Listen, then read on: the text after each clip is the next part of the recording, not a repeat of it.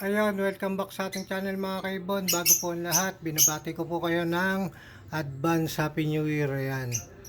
Para sa pagpasok po ng taon ngayon, papakita ko po sa inyo kung ano mga bago nating project. Ayan. Ang project po natin ngayon ay itong magpapalabas tayo ng Pablo o papel dilute. Ayan. Ito ang mga gamit nating pyesa. Ayan. Possible split dilute. Ayan. At saka yung nasa gitna, yan. Yung bayo na yan, yung nandugo sa likod, katabi niya, yung katabi niya rito, ayan. Ayan, yung dalawang nasa sulok na yun. Ayan. Magpa-project tayo ng gun palo, ayan.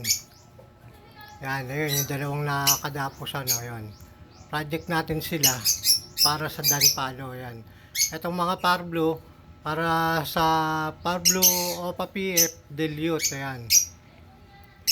Yan ang mga project natin ngayon. Pagpasok ng 2024, medyo in demand pa po yung mga Pablo na yan na OPA PF Dilute, ayan. Tapos yan, yung mga postdan natin, ayun, yung dalawang nakakapit doon sa dulo, sa likod. Yan ang mga bago natin project, mga kaibon, sa pagpasok ng 2024, ayan. At saka ito pa, sana mapabugan natin to kasi medyo may diferensya to. Ayan, sandali. Hirap ng isa kabay. Ayan. Ayan, ito. Project natin to ng RF. Ayan. RF line yung nakuha natin na yan. Ayan, bigay lang ni Slowbird. Ayan. Medyo spray yung paa niya. Ngayon, sana mag-hen siya kasi meron tayong cocktail na RF line din. Yun ang ipapares natin. Kung hindi naman, kung mag-cock siya, sana makasampa siya dahil gawa nga ng kanya, medyo spray. Tatagayin natin yan. Ayan. Susubukan natin tiyagayin kung makakukuha tayo ng anak sa kanya na sa ganun makapag-project tayo ng red factor. Ayan. Doon naman sa mga nagtatanong kung ano yung mga pinapakain ko sa ibong ko, ito lang po pinapakain ko. Yan. White millet. Yan, hindi na po ako nagbe-birdseed. Pero minsan, bala kong bumili pa rin. Kasi pagka birdseed, masyadong mahal. Tapos, namimili. Wala na akong mabilan ngayon ng palay. Dapat palay ang kasama niyan eh. Ngayon, ayaw na ako benta nung binibilang ko dati ng palay. Di tayo makapagpakain ng palay ngayon. At saka ito, yan ang hindi nawawala, yung crumble na hinahaluan ko ng Quaker Oats. Yan. Para doon sa mga breeder natin at hindi breeder, binibigay ko na po yan. Para po pag naging breeder sila, sanay na sila kumain ng crumble at saka nung Quaker Oats na yan. Kasi yung iba kasi ginagawa, pag may inakain nga, tsaka bibigyan ng kung ano-ano, ayun, kadalasan hindi kinakain. Kaya dapat, sinasanay nyo na hindi pa breeder. Ayan. Yan, dako naman tayo dito sa mga yun na project natin. Ayan. Wala pa rin pong binibigay ito, pero may itlog yun to. Yung split ino, nakakaparis na ito. Ito kasi sabi kasi nung napagkunan natin, may kapatid na Lutino pero nung nanganak, nung nagbigay sila ng anak, wala namang ibinigay na Lutino.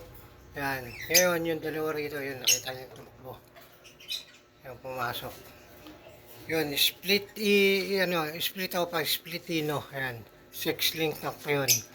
Ang kapares niya, Lutino hen. Yan, tumakbo. Ito may itlog yan ito eh. Kaya lang, hindi ko mabaklas kasi wala naman akong ipaparas doon sa splitino natin. Kumbaga, hinahayaan ko na lang kasi umanak sila ng mga Opa U-wing. Ayan, na green. Paborito natin yung green Opa U-wing. Ayan, nandito yung iba, may mga itlog. Ito pa itlog na to, yung pinakamatanda nating ibon. Hindi ko alam kung may itlog na o pa itlog pa lang. Kapares niya yung green Opa U-wing din. Ayan. Yan. Ang dami na nung anak na binigay niya, nasa 50 plus, 54 yata, 53. Yan. Walang baklasan yun. Ilan taon na yan. Tapos dito, meron din tayo rito, split ino, ang kapares, green o payuwing. Ayan. Sana magamit natin yung mga anak sa project o Palutino. Yan naman, maya dadalhin yan natin yan sa Quezon City. Yan. Bibigay natin doon sa kapatid ko na gustong mag-ibon. Ayan. Libangan niya ng mga kapatid kong babae. Ayan. Ayan. Blue. Ano yan? Blue Opa split PF. Tsaka green Opa. Blue. Ayan. Green blue Opa yan. Tsaka split sa blue. Ayan. Tignan natin. Yan ngayon ang update dito sa ating ibunan, mga kaibon. Ayan. Itong maganda rito, may nakahiwalay pa rito, par blue. Ito binaklas ko to. Maganda rin to kaya lang inaano ko pag nagkak to kasi split PF to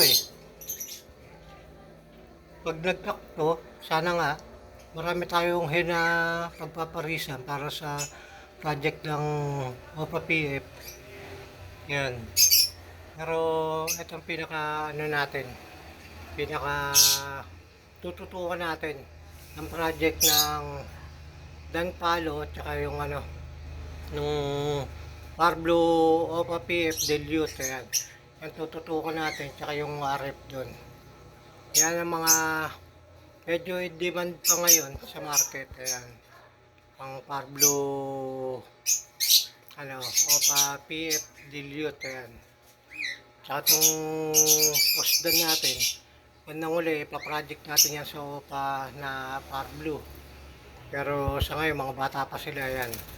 Sa pagpasok ng 2024 siguro, pag nag-mature na yung dalawang yon, sasalang natin. Itong mga Par Blue, malapit na to. Siguro, bibilang pa tayo rito ng mga 2 buwan, 3 buwan. Yan. Saka natin ngayon ano yan, pa-project. At saka itong kakatail natin, tagal na. Sana mapaitlog na natin. Hindi pa natin napapaitlog uli. Masyadong matagal. Ayan guys. Muli po, binabati ko kayo ng advance Happy New Year. Ayan. Ayan po, nag-update lang po tayo rito para sa pagpasok sa 2024. Kung ano ang ating magiging parisan. Meron pa pala tayo dito Pablo. Ayan, sa baba. Dito may parbol pa pala tayo. Nakapumasok, tumakbo. Yan. Mga isang parblo mauve. Tapos isang mauve o payuwing. Isang parblo mauve, opa mauve na parblo. At saka, mauve o payuwing. Yan. Nandiyan dyan. Ano yan, mga split delute. Magkapatid yan. Sana mapalabas natin. Hindi ko alam kung same gender sila pero sana magkakatahin. Ayun. Papakain po muna tayo. Hindi pa tayo nagpapakain. Ayan. Papakain na muna tayo. Para mamaya ready na tayo. Pagdating ng hapon, magpapakain ulit. Tapos, pag-ano na tayo. Handa na para sa New Year. Ayan. Doon sa mga nagkaputok. Ayan. Mag-ingat po kayo. Hanggat maaari. Huwag na po kayo magpuputok. Ayan.